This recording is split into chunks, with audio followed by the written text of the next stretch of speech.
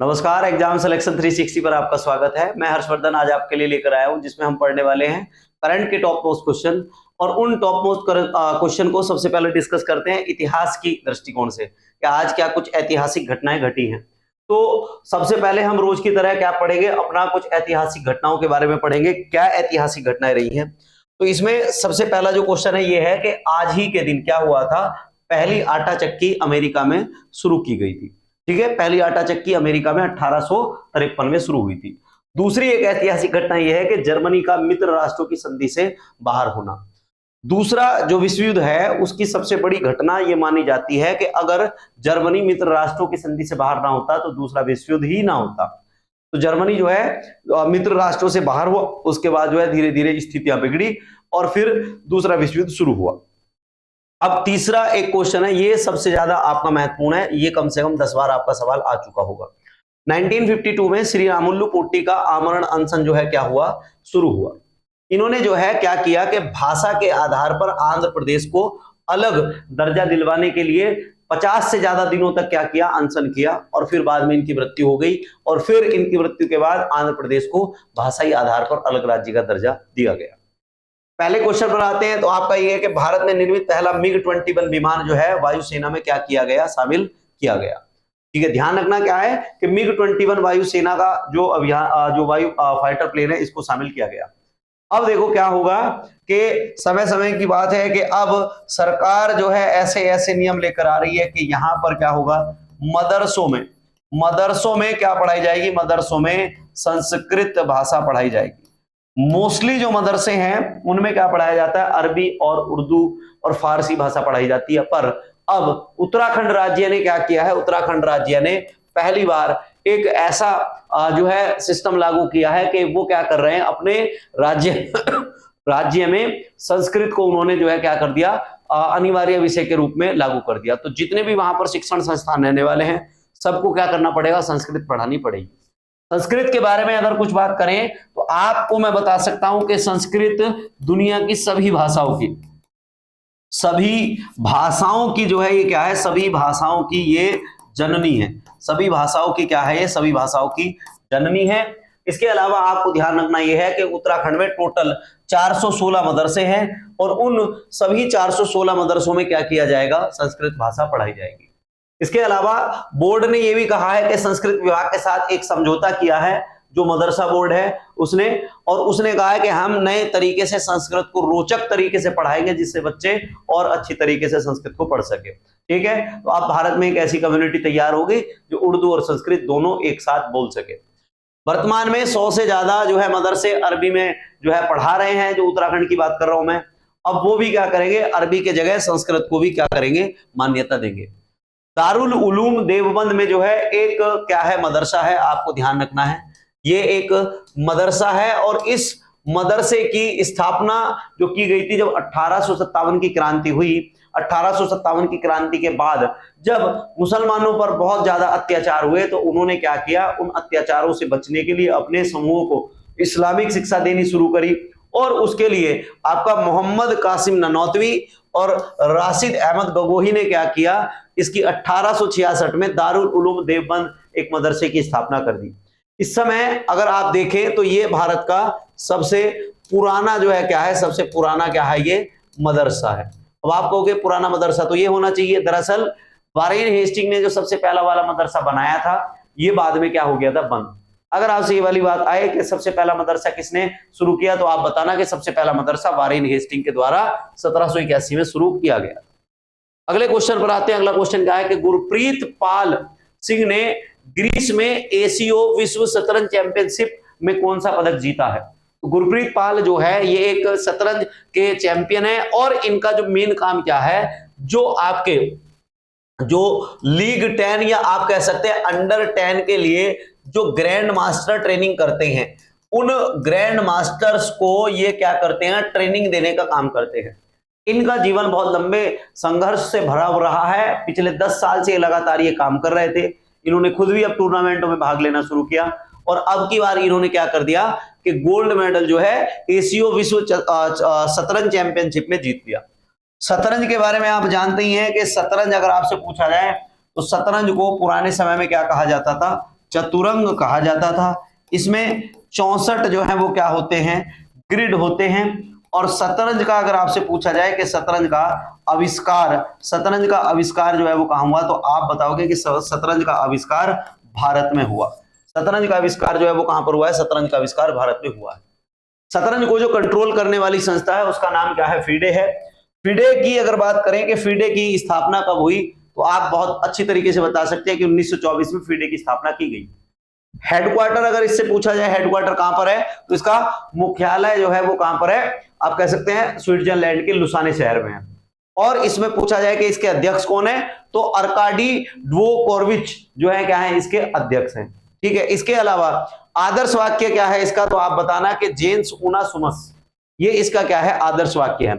FIDE के बारे में आपको एक बात ध्यान रखनी है कि जेन्स उनासुमस जो है इसका आदर्श वाक्य है। और अभी मैं कह रहा हूं, तो आप जो एमटीएस पेपर दे रहे हैं, इस एमटीएस पेपर में ये आपके इस बार वाले में आया है, जैसे बताया जा रहा है वैसे ही आया है कि जेन्स उनासुमस जो है ये किसका जो है लोगो है या किसका आदर्श वाक्य है, तो आंसर क्या था इसका, फिडे का।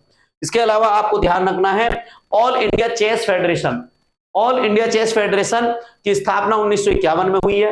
वर्तमान इसके अध्यक्ष अगर आपसे पूछा जाए कौन है, नितिन जो है नारंग इसके क्या है, अध्यक्ष हैं। मुख्यालय सबको पता ही है कि नई दिल्ली में है। आपको ध्यान रखना है तो शतरंज ओलंपियाड जो हुआ है हर 2 साल के अंतर पे, जो अमेरिका में शतरंज ओलंपियाड होता है, इसमें भारत ने महिला और पुरुष वर्ग में दोनों में जो है क्या जीता है, गोल्ड मेडल जीता है। आपको ये वाली बात ध्यान रखनी है। साथ ही साथ में आपको ध्यान रखना है कि दुबई पुलिस मास्टर शतरंज टूर्नामेंट जो है वो पी श्याम निखिल के द्वारा जो है जीता गया है। और इसमें एक बात और ध्यान रखनी है कि 20 जुलाई को जो है क्या मनाया जाएगा, शतरंज दिवस मनाया जाता है। 20 जुलाई को कौन सा दिवस, शतरंज दिवस मनाया जाता है।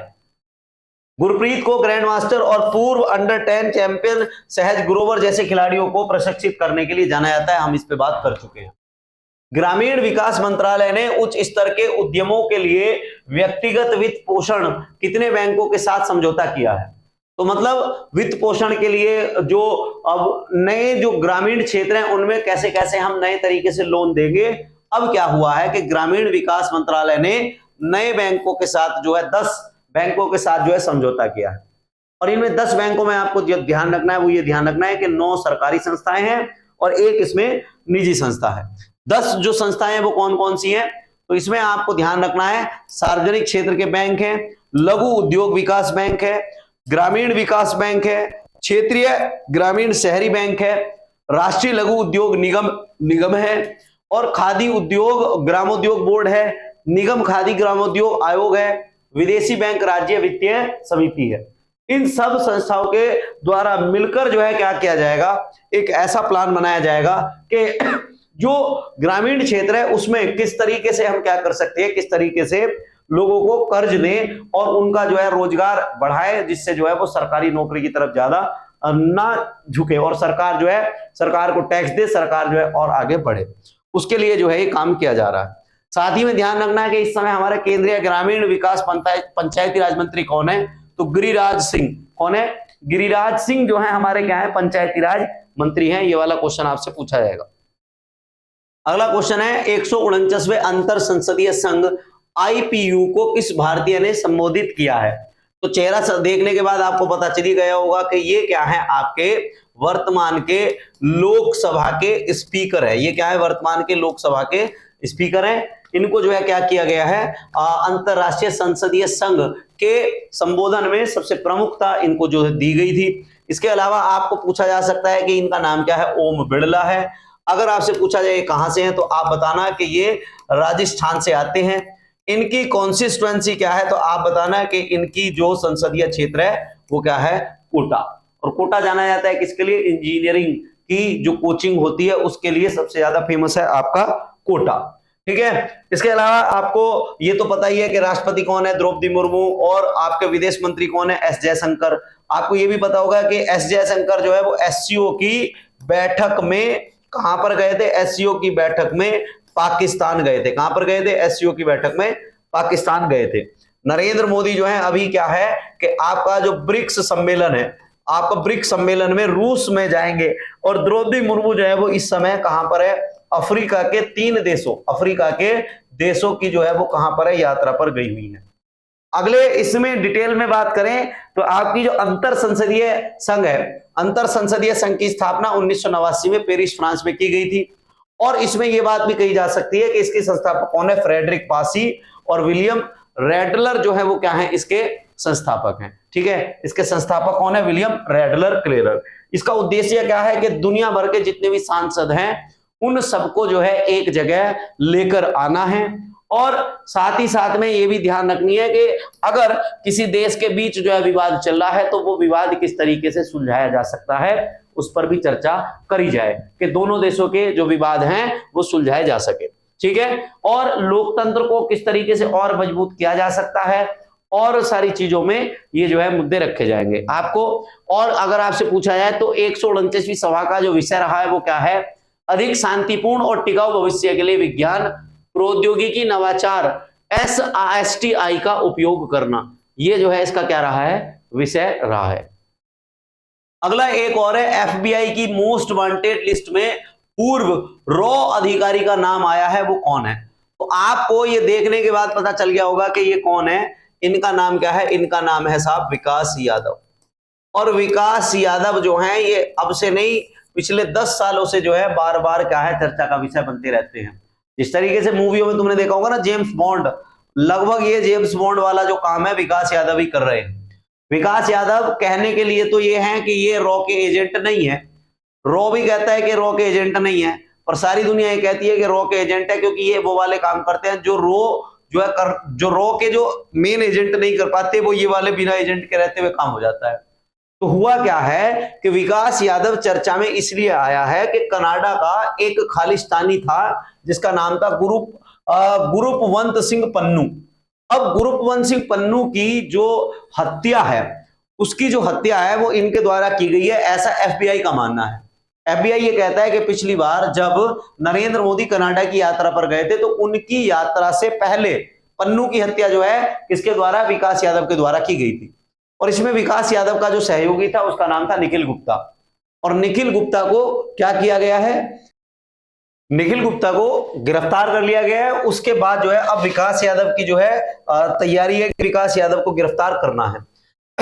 इसके अलावा अगले क्वेश्चन पर आते हैं। तो अगला इसमें ध्यान रखना है कि विश्व की कुछ फेमस सी एजेंसियां हैं, जैसे CIA कहां की है, अमेरिका की, FBI कहां की है, अमेरिका की, MSS कहां की है, चीन की, FSB कहां की है, रूस की, रॉ और IB कहां की है, भारत की, ISI कहां की है, पाकिस्तान की, और आपकी DGSE जो है ये कहां की है, ये भी आपकी जो है फ्रांस की है। बहुत फेमस सा है। सारी की सारी जितनी भी हैं PDF आपको मिल जाएगी। इन सारी PDF में से आप जो है इनकी फुल फॉर्म को पढ़ लेना, सारी याद कर ली है आपको ये, क्योंकि पिछली बार CPO का जो पेपर आया था उस CPO के पेपर में एक फ्रांस की खुफिया एजेंसी के से क्वेश्चन आया था। ठीक है, भारत तुर्की मित्रता संघ का उद्घाटन कहां किया गया है। तो भारत तुर्की मित्रता संघ का उद्घाटन कहां किया गया, तो इसका आंसर क्या है, इसका है हैदराबाद। देखो इसमें कुछ अलग अलग से नाम दिख रहे हैं, पहले मैं इसके बारे में बताता हूं, फिर इस मामले के बारे में बताता हूं क्या है। दिल्ली को भारत की क्या कहा जाएगा साहब, दिल्ली को कहा जाएगा भारत की क्या, राजधानी। अगर आपसे पूछा जाए तो गुंटूर जो है वो, गुंटूर क्या है, भारत की मिर्च राजधानी है। मिर्च राजधानी क्या है, गुंटूर है। और अगर आपसे कहा जाए भारत की सांस्कृतिक राजधानी अगर आपसे पूछी जाए कौन सी है, तो भारत की सांस्कृतिक राजधानी वाराणसी है। ठीक है, सांस्कृतिक राजधानी क्या है। अब हैदराबाद पे बात करते हैं। हैदराबाद क्या है, आपका आंध्र प्रदेश राज्य में क्या है, हैदराबाद है। इसमें आपको जो ध्यान रखना है, ध्यान ये रखना है कि भारत और तुर्की के बीच आर्थिक, सांस्कृतिक, पर्यटन विभाग और प्रौद्योगिकी शिक्षा के क्षेत्र में सहयोग बढ़ावा देने के लिए इस ITFA का उद्घाटन किया गया है। हम दोनों देश ये चाह रहे हैं कि किसी तरीके से तुर्की और भारत के जो संबंध हैं वो अच्छे बने रहें, और भारत और तुर्की की जो संस्कृति है वो एक दूसरे से क्या हो, जो है एक दूसरे से मिली जुली रहे, क्योंकि भारत के इस समय तुर्की के साथ संबंध इतने अच्छे नहीं चल रहे हैं। तुर्की के बारे में आपको और ध्यान रखना है कि यहाँ के जो वाणिज्य दूत थे, ओरहायान यालमन और ओकन, इन्होंने क्या किया है, आपको अगर पूछा जाए तो फैज खान के साथ मिलकर जो जितनी पुरानी सदियों की जो संस्कृति है उस पर जो है इन्होंने साझा समझौता किया है कि तुर्की की जो सांस्कृतिक विरासत है वो भारत को बताई जाएगी और भारत की जो सांस्कृतिक विरासत है वो किसको, तुर्की को बताई जाएगी। तुर्की के बारे में आपको जो जानना है, आपको ये ध्यान रखना है कि तुर्की की राजधानी क्या है, अंकारा है। मुद्रा की अगर बात करें तो तुर्की की मुद्रा लीरा है। राष्ट्रपति यहाँ के कौन है, रेसेप तैयब एर्दोआन जो है वो क्या है, यहाँ के राष्ट्रपति हैं। और यहाँ का प्रमुख पर्वत जो है वो क्या है, टॉरस पर्वत और पोंटिक पर्वत जो है फेमस है। और ये वाला जो मैंने आपका क्वेश्चन है ये इसमें जानबूझकर डाला है कि पिछली बार जो आपका एनटीपीसी का जो मेन एग्जाम हुआ था, आपका एनटीपीसी के मेन एग्जाम में ये वाला क्वेश्चन आया हुआ है, तो ये ध्यान रखना है। आनातोलिया का पठार कहां पर है, आनातोलिया का पठार आपका तुर्की में है। अगला एक बहुत महत्वपूर्ण क्वेश्चन है, ब्रिक्स देशों की बैठक कहां आयोजित की जाएगी। ब्रिक्स देशों की जो बैठक है वो अभी कहां आयोजित की जाएगी, कजान में जो है क्या होगी, कजान में इसकी बैठक आयोजित की जाएगी। आपको पता होगा कि G20 2024 की जो समिट है वो आपकी कहां पर, रियो डी जेनेरियो में होगी। वाशिंगटन में आपको पता है कि क्वाड का जो सम्मेलन है वो कहां पर हुआ है, वाशिंगटन डीसी में हुआ है। इसके अलावा आपको पता है कि जो आपका पूर्वी एशिया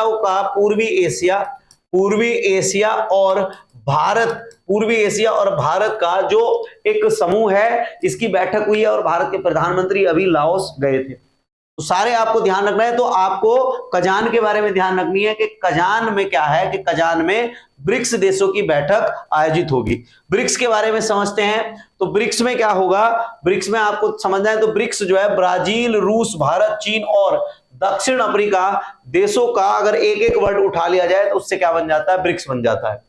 ब्रिक्स की स्थापना जो है 2009 में की गई थी।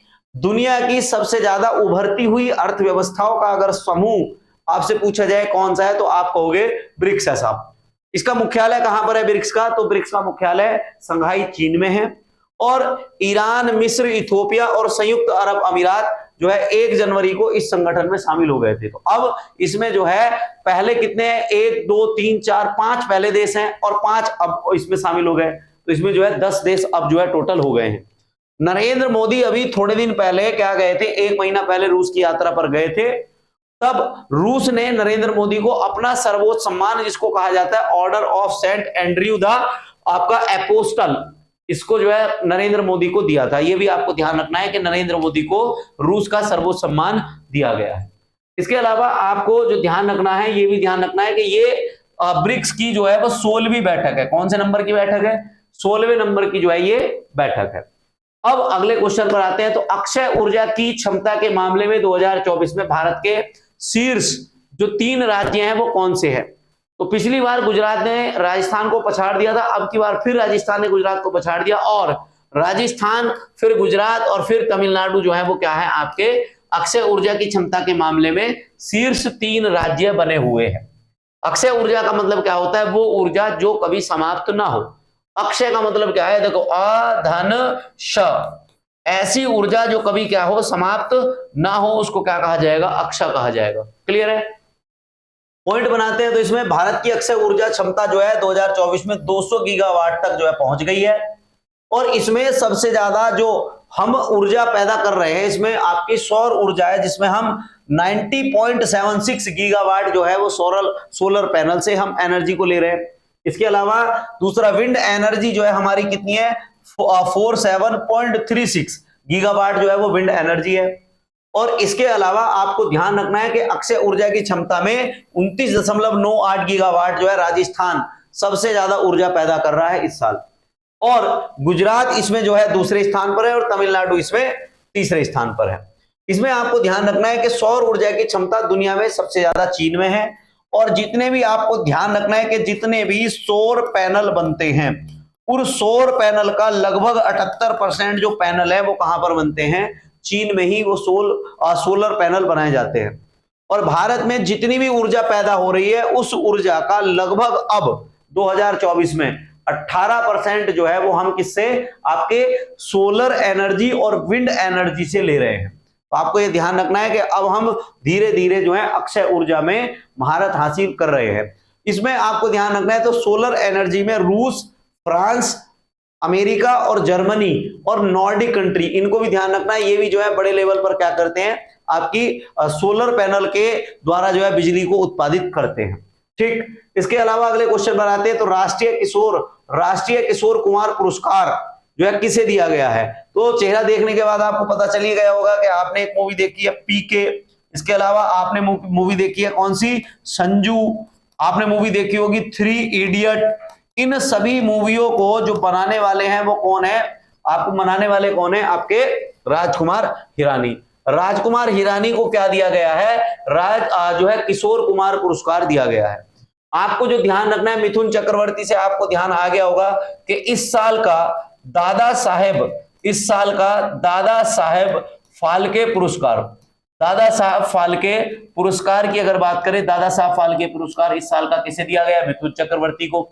इसके अलावा अनिल कपूर की अगर बात करें तो अनिल कपूर को जो है सर्वश्रेष्ठ सहायक अभिनेता का आईफा अवार्ड जो हुए ना, आईफा अवार्ड में सर्वश्रेष्ठ सहायक अभिनेता कौन बने हैं? अनिल कपूर। और आईफा अवार्ड में सर्वश्रेष्ठ अभिनेता जो बने हैं वो कौन बने हैं? जवान मूवी के लिए शाहरुख खान।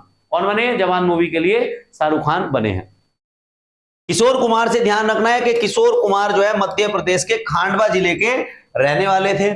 और इसमें ध्यान रखना है कि लता दीनानाथ मंगेशकर पुरस्कार 2024 का जो दिया गया है वो किसको? अमिताभ बच्चन को दिया गया है।